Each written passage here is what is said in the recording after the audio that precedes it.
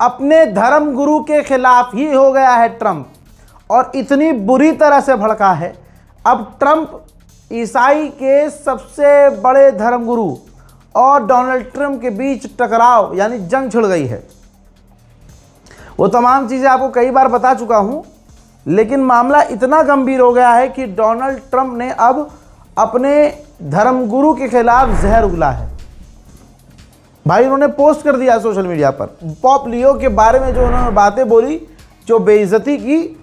सोचिए, जो अपने धर्म का नहीं है वो किसी और का क्या ही होगा। पॉप लियो के बारे में इसने लिखा है कि पॉप लियो अपराध के मामले में कमज़ोर हैं, उनकी विदेश नीति बहुत ख़राब है।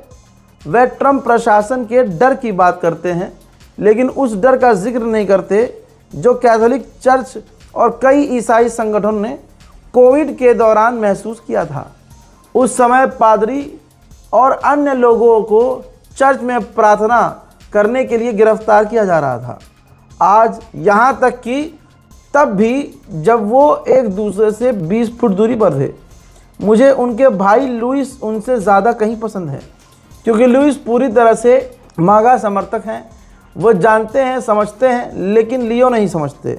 मैं ऐसा पॉप नहीं चाहता जो सोचे कि ईरान के पास परमाणु हथियार होना ठीक है। मैं ऐसा पॉप नहीं चाहता जो वेनेजुएला पर अमेरिका के हमले को गलत बताए। एक ऐसा देश जो अमेरिका में भारी मात्रा में ड्रग्स भेज रहा था और अपने जेलों से हत्यारों और अपराधियों को निकालकर हमारे देश में भेज रहा था, और मुझे ऐसा पॉप नहीं चाहिए जो उन्हें सपोर्ट कर रहा था। मुझे ऐसा पॉप नहीं चाहिए जो अमेरिकी राष्ट्रपति की आलोचना करे, क्योंकि मैं वही कर रहा हूं जिसके लिए मुझे भारी बहुमत से चुना गया है। अपराध को रिकॉर्ड स्तर पर कम करना और इतिहास का सबसे मजबूत शेयर बाजार बनाना।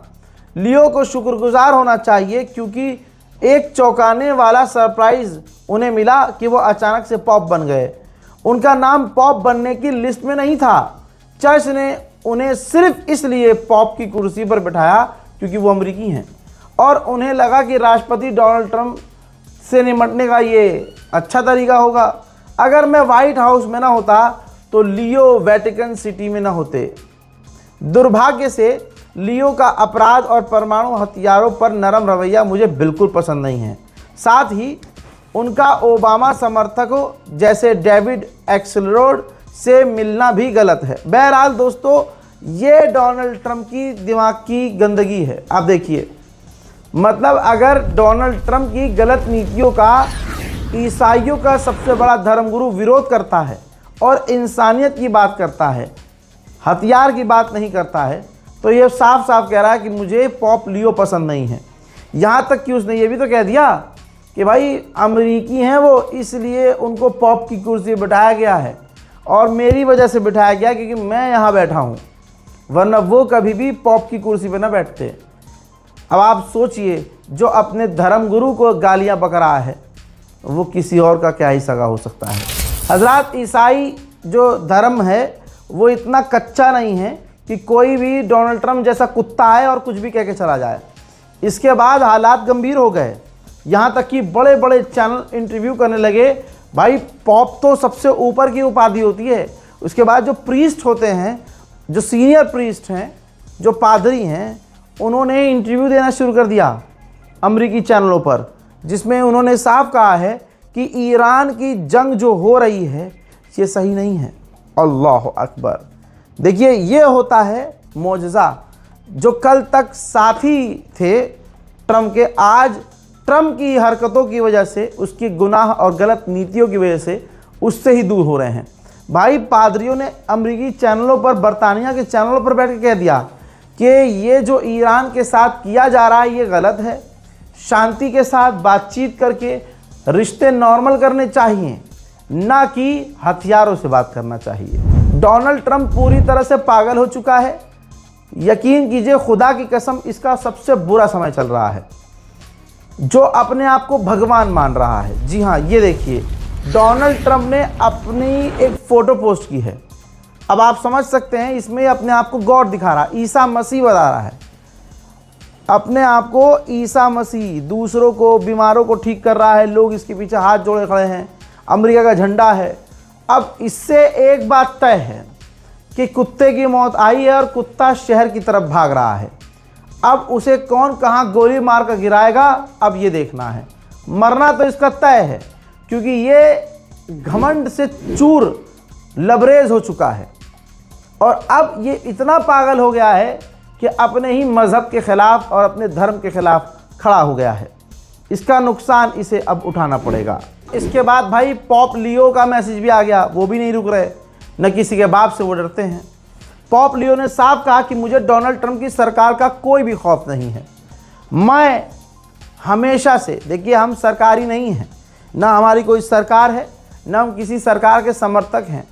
मैं शांति के लिए, अमन के लिए बात करता रहूँगा। जो धर्म की आड़ में आतंक, नफ़रत और हेट की बात कर रहे हैं, मैं उनके खिलाफ मोहब्बत, प्यार और शांति का पैगाम देता रहूँगा। मुझे डोनाल्ड ट्रंप, अमेरिका की सरकार का कोई भी खौफ नहीं है। उधर डोनाल्ड ट्रंप सामने आया है और डोनाल्ड ट्रंप ने कहा कि मुझे फ़र्क नहीं पड़ता कि वो लोग वापस आते हैं कि नहीं, यानी ईरान दोबारा बातचीत करता है कि नहीं। लेकिन ईरान के नाम पर ये नेटो पर भड़का, कहा कि जब हमें ज़रूरत होती ये नहीं आए, रशिया के ख़िलाफ़ मदद चाहिए थी तो ये नहीं आए, मैं उन पर बिलियंस ऑफ डॉलर खर्च करता हूँ। यानी पूरी तरह से इसने अपना आर रोना फिर शुरू किया। फिर इसने कहा आखिर में कि बहुत सारे देशों ने हमसे प्रॉमिस किया है कि वो स्ट्रेट ऑफ हॉर्मुज़ खुलवाने के लिए हमारी मदद करने के लिए आने वाले हैं। ये भिखारी डे 1 से भीख मांग रहा है और तमाम अखबार खोल के देख लीजिएगा, डे 1 से भीख मांग रहा है कि नेटो के देश, दुनिया के देश हमारी मदद के लिए आएँ। खुदा की कसम कोई एक देश भी नहीं आया। हज़रात मोहतरम, यहाँ तक कि पत्रकार ने जब पूछा कि आपने पॉप पर हमला क्यों किया, तो ये बेशर्म आदमी बोलता है कि मुझे ऐसा इंसान पसंद नहीं है जो ये पसंद करे कि किसी देश के पास, खासकर ईरान के पास, परमाणु हो। हज़रात, आज तक का रिकॉर्ड है, मेरा ईसाई मज़हब से लेना देना नहीं है, सिर्फ हक से लेना देना है। मैं इस बात की गवाही देता हूँ कि आज तक पॉप फ्रांसिस जो पहले थे, पॉप लियो जो अब हैं, इन लोगों ने कभी भी ईरान के परमाणु हासिल करने पर कोई बयान नहीं दिया। बल्कि दुनिया में ईसाई धर्म हमेशा से प्यार और मोहब्बत फैलाता आया है और ख़ासकर जितने भी पॉप रहे हैं ईसाई धर्मगुरु, वो हमेशा शांति की बात करते आए हैं। कभी दंगे और फसाद की उन्होंने बात की ही नहीं। लेकिन ये गुलाबी सुअर अपने मज़हब का न रहा और आगे इसने कहा कि पॉप जो लियो हैं उनको क्राइम पसंद है, उनको क्रिमिनल पसंद है। इंतहा हो गई है। ईसाई लोगों को अब कुछ न कुछ सोचना होगा। मज़ेदार बात यह है कि उपराष्ट्रपति अमेरिका का जो है जेडी वेंस, अमेरिकी चैनल खुद दिखा रहे हैं कि उसकी भी पॉपुलैरिटी कम हो गई है। खुदा की कसम, हैदर वालों से जो जो टकराया है आज उनकी इज्जत का फालूदा हो गया है। उस ज़माने में जो हैदर से टकराया वो बीच से दो हो गया। आज जो हैदर के चाहने वालों से टकराया पूरी दुनिया में अपनी पावरफुल जो इज्जत थी वो खो चुका है। ब्रिटेन का सबसे बड़ा अखबार है द गार्डियन, उसका एक कार्टून समझ लीजिए जिसकी वजह से ट्रंप चिढ़ गया है। भाई इसमें कार्टून में दिखाया गया है कि स्ट्रेट ऑफ हॉर्मुज़ इसने गुलाबी सुअर ने बंद कर दिया है, तेल सारा बह रहा है, रास्ता ब्लॉक हो चुका है, इसकी फटी पड़ी है, देखिए चड्डी फटी पड़ी है, पैंट फटी पड़ी है, कोट फटा पड़ा है और इसकी लंका लगी पड़ी है, हालत ख़राब है। लेकिन तमाम चीज़ों के बावजूद अपनी 2 उंगलियां उठाकर गुलाबी सुअर कह रहा है कि हम जीत गए हैं। ये ब्रिटेन के सबसे बड़े अखबार में कार्टून छपा है। डोनाल्ड ट्रंप ने ऐलान कर ही दिया है कि हमने ब्लॉकेज शुरू कर दिया है, ब्लॉक कर दिया है पूरी तरह से, यानी स्ट्रेट ऑफ हॉर्मुज़ पीछे से ही बंद कर दिया गया है। उधर ईरान ने कहा है कि पर्शियन गल्फ में सिक्योरिटी या तो ओमान की होनी चाहिए या फिर वो ईरान की है, यानी हम दोनों के अलावा किसी और की नहीं है। हम अपने जहाज़ों को और हमारे दोस्तों के जहाज़ों को और जो हमें फ़ीस देकर जाएगा हम स्ट्रेट ऑफ हॉर्मुज़ से उसे ही जाने देंगे, बाकी हम सबको बैन करेंगे, रोकेंगे। भाई साहब, गलीबाफ एक ऐसा आदमी जिसने दुश्मन को इम्प्रेस कर लिया। अमेरिकी रिपोर्ट आई है कि भले ही नेतन्याहू के दबाव में जेडी वेंस की अमेरिका की पूरी डेलीगेशन ने ईरान की बातचीत को बेकार किया।